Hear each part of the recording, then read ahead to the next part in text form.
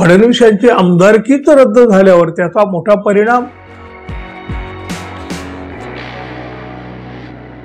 मित्र हो, नमस्कार। विधानसभा निवडणूक आणि या निवडणुकीमध्ये लागलेला निकाल यावर बहुसंख्य मतदारांचा विश्वास नाही हो, अजूनही विश्वास बसलेला नाही।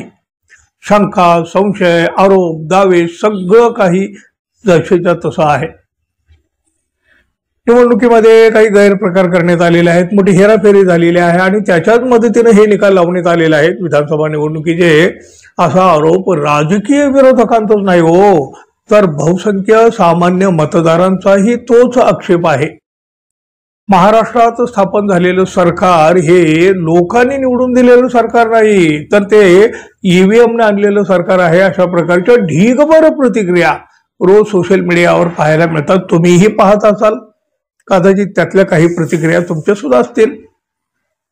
पण बघा, नुसता संशय घेऊन, शंका घेऊन, आरोप दावे करून काहीही होत नसतो। त्यासाठी पुरावे घेऊन न्यायालयात जावं लागतं, पण तिथं जाऊनही निकाल तुमच्या अपेक्षेप्रमाणे लागेल असं काही सांगता येत नाही। मुख्यमंत्री असलेल्या देवेंद्र फडणवीस यांच्यासह अन्य काही विजयी उमेदवारांच्या निवडीलाच आक्षेप घेत उच्च न्यायालयामध्ये याचिका दाखल करण्यात आली होती, दाद मागण्यात आलेली होती। नागपूर दक्षिण पश्चिम विधानसभा मतदारसंघातून देवेंद्र फडणवीस यांनी विजय संपादन केलेला होता। काँग्रेसचे उमेदवार प्रफुल्ल गोडदे यांचा पराभव फडणवीसांनी केला होता। निवडणूक प्रक्रियेमध्ये काही अनियमितता झाली असल्याचा दावा करीत, काही आरोप करीत त्यांनी उच्च न्यायालयाच्या नागपूर खंडपीठामध्ये आपली ही याचिका दाखल केली होती। या याचिकेमध्ये त्यांनी फडणवीस यांची आमदारकी रद्द करावी अशी मागणी केलेली होती। फडणवीस यांची आमदारकीच रद्द झाल्यावर त्याचा मोठा परिणाम साहजिकच सरकारवर पडू शकतो। महायुतीचं सरकार सुद्धा कोसळू शकतं। त्यामुळं उभ्या महाराष्ट्राचं लक्ष न्यायालयाच्या या निकालाकडे लागलं होतं। अखेर उच्च न्यायालयाने या प्रकरणाचा निकाल दिला आणि देवेंद्र फडणवीस यांची आमदारकी वाचली। मित्रांनो, न्यायालयात झालेल्या सुनावणीमध्ये गुडदे पाटील यांनी लिखित युक्तिवाद सादर करीत फडणवीस यांच्यासह इतर आमदारांची निवडणूक रद्द करण्याची मागणी केलेली होती। फडणवीस यांच्या वतीनं ज्येष्ठ अधिवक्ता सुनील मनोहर यांनी निवडणूक याचिका नियमाचा दाखला देत याचिका दाखल करताना याचिकाकर्ते उमेदवारांची प्रत्यक्ष उपस्थिती आवश्यक असते, मात्र या याचिका दाखल करताना हा नियम डावलला गेला असा युक्तिवाद केला होता। निवडणूक याचिकाकर्त्यांनी मात्र त्यांच्या याचिका कायद्यानुसार दाखल केल्या आहेत असा युक्तिवाद केला होता।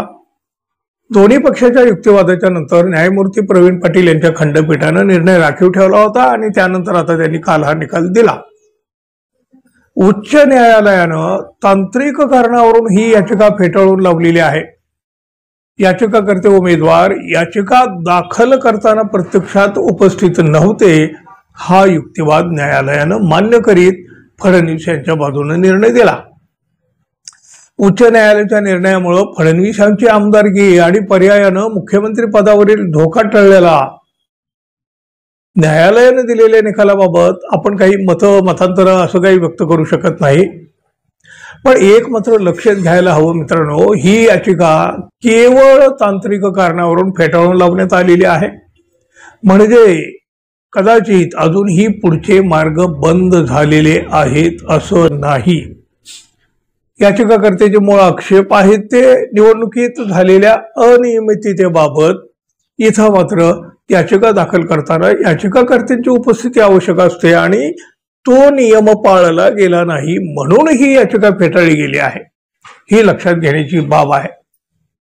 त्यामुळं फडणवीस हे तात्पुरते सुटले की कायमचे वाचले, अर्थात हे काही दिवसात स्पष्ट होईलच। पाहूया पुढे काय काय होतंय ते। मित्रांनो, धन्यवाद। पुन्हा भेटू, तोपर्यंत नमस्कार।